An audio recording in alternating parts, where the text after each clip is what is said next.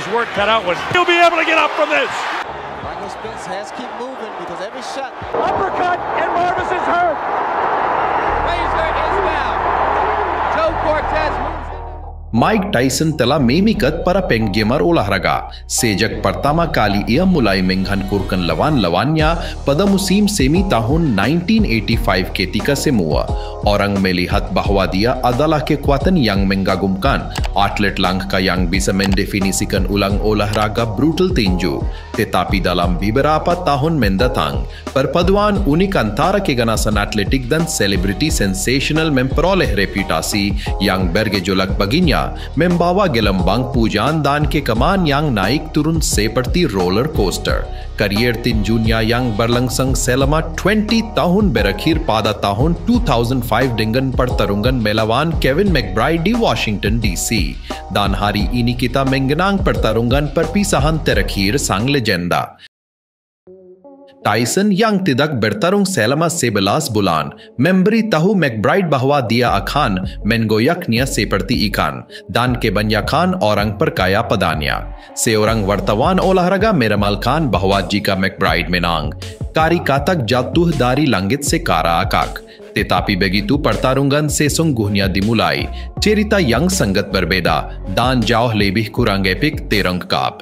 McBride yang mewakili Irlandia di Olimpiade 13 tahun sebelumnya masuk mengenakan shamrock di jubahnya dan dengan dua pemain musik pipa Irlandia di atas ring memainkan lagu-lagu mereka yang kurang berhasil di depan penonton yang tidak sabar dan sudah mulai bersorak-sorai.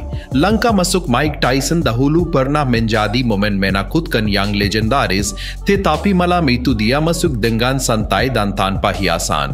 Terlihat sederhana, bahkan agak ragu, dengan kaos hitam yang longgar. Tato wajahnya yang relatif baru membuat penonton terkesan karena kehadiran semata sang juara. Ini membuat semua orang berdiri tegak. Penonton terpancing oleh pertunjukan ini.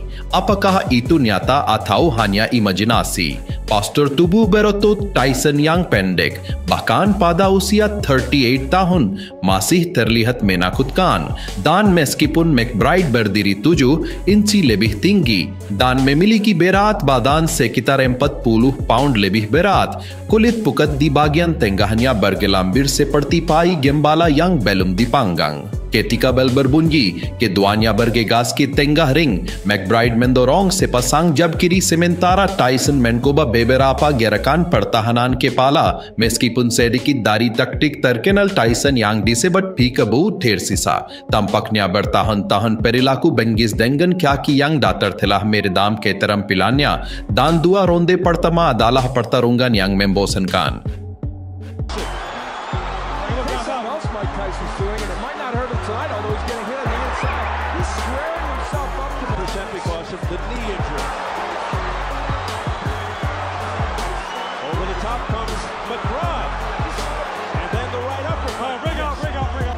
Tyson has to get up and get to that big 6'6" McBride missing with the left. A lot of arm punches. Now, there were moments in the last round where the body work was effective. There he throws on the inside. Look how he's squaring himself up, though. Jab panjang McBride membuat Tyson tetap dalam jarak dan ketika Mike berhasil masuk, dia dengan mudah dilumpuhkan dalam clinch kiraman oleh orang yang lebih besar. How much experience always tested in various ways. For Mike Tyson, of course, he has the kind of power that can change that instantaneously. McBride that continues to lean that big body on top of Tyson. And that's part of the defensive liabilities we've seen from Mike Tyson throwing wide sweeping hooks. I mean, that's, you know, open. Now, McBride wants to land this uppercut. Now, it's not a great punch. That's holding and hitting there by McBride. And there's that. Tetapi di ronde ketiga, Tyson yang frustrasi mendapatkan kembali sebagian agresinya. Sebuah hook kiri di sini, hook kanan di sana, pukulan tunggal kebanyakan, tetapi cukup keras untuk mendapatkan tepuk tangan dari penonton yang tidak bersemangat. Namun, reproduksi yang sedikit dari kebesaran masa lalunya ini, seperti studi seni seorang mahasiswa tentang Rembrandt, semua bentuk yang benar tetapi tidak ada jiwa, tidak cukup untuk menjatuhkan McBride. McBride is throwing it McBride. You can say that for him. And on the inside, McBride just kind of mauling him. Namun momentum membawa Tyson ke ronde keempat di mana itu berkembang menjadi puncak uppercut kiri dan pukulan dalam ke bagian tengah McBride.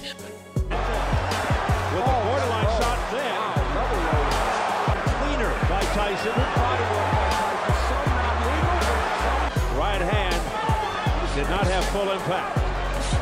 Asking for body work from Tyson, and that is one of the things he's done well in this bout, at least in spots. That was a good right hand down at that.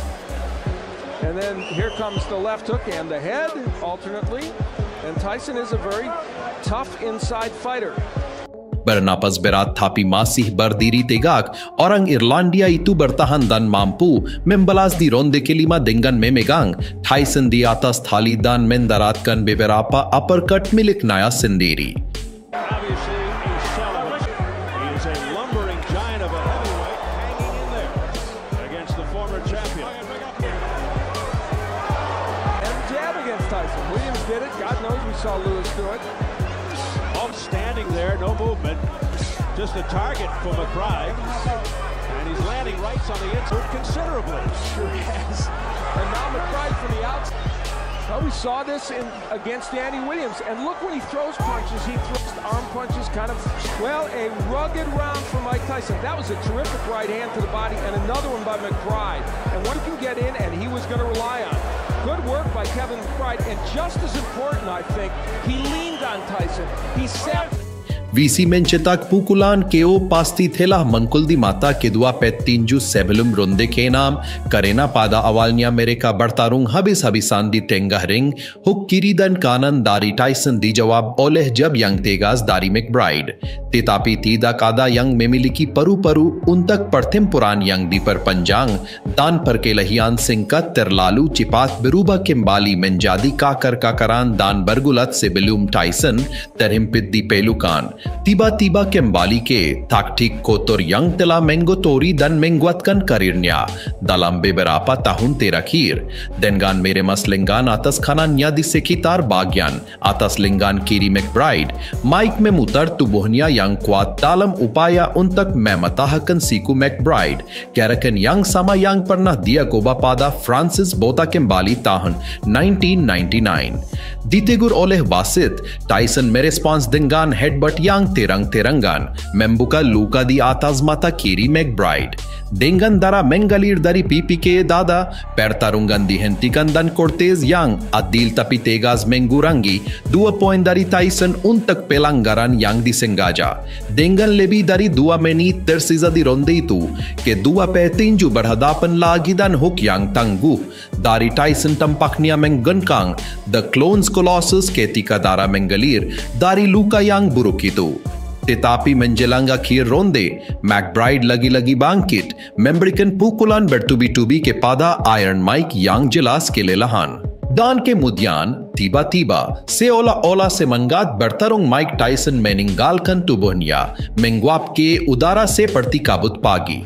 McBride memaksa dia mundur, mendaratkan tangan kiri yang tajam, dan kemudian miring ke depan, menempatkan berat badannya pada mantan juara legendari Zityu. Tyson jatuh ke atas canvas dengan kecenderungan bangunan yang runtuh. Tubuhnya menetap dalam posisi duduk, bersandar pada tali bawah, sementara kakinya terhuyung keluar dengan cara yang hampir luku. Bel berbunyi saat Cortez menganggap jatuh itu tergelincir, tetapi Tyson yang terlihat putus asa, hampir tidak bisa mengumpulkan kekuatan untuk bangkit dan kembali ke sudutnya. Selama istirahat, Tyson dengan ekspresi kosong tetap duduk di antara penghuninya, dan ketika bel menandakan dimulainya ronde ke-7, dia tidak berusaha untuk bangkit. Mantan Kid Dynamite memilih untuk menyerah di kursi, menyaksikan dengan akuh tak akuh saat wasit mengangkat tangan McBride, meninggalkan semua orang dalam kejutan, meninggalkan ring untuk kali terakhir. Dia meminta maaf. Hati saya tidak lagi tertarik pada ini, katanya. Maaf kepada para penggemar yang membayar untuk ini. Saya berharap saya bisa melakukan yang lebih baik.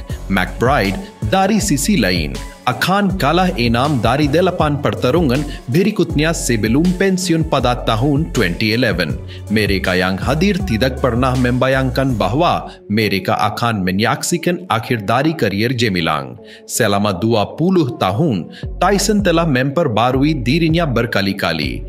Dari Kid Dynamite menjadi Iron Mike, dari juara tak terbantahkan menjadi orang paling jahat di bumi. Publik telah mengamati transformasi ini sering kali disensasikan oleh media yang bawik mendokumentasikan kemajuannya maupun menikmati kemundurannya. Sebelum kekalahan dari James Buster Douglas pada tahun 1990, Tyson dianggap sebagai kekuatan yang tak terkalahkan di dalam ring.